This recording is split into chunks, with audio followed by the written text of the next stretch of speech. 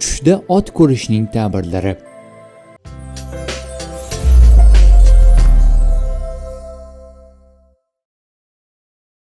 Tushda ot ko'rgan kishining martabasi oshadi. Mingan ot o'yin qaroqligini ko'rgan kishi shuhrati va savlati ziyoda bo'ladi. Itoatkor otni ko'rish xayrliroqdir. Dumi uzun ot ko'rish bir joydan manfaat ko'rishga ishoradir. Ot bilan olishgan kishi turmush o'rtog'i bilan janjallashadi.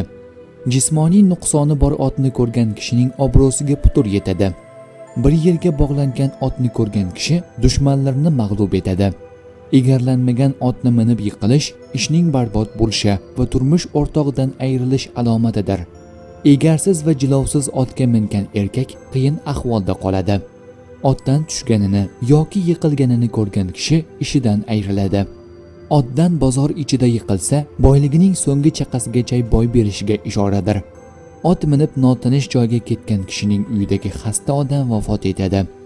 Ot sotib olgan yoki ot sovg'a qilingan kishi izzat va e'tiborga ega bo'ladi. Go'shtini yeyish uchun ot olgan kishi o'z obro'sini to'kadi.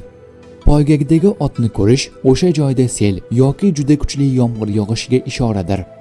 Otlar ustiga kelib kavshanayotganini ko'rgan kishi ishidan ayriladi. Ishi bo'lmasa boshiga falokat tushadi.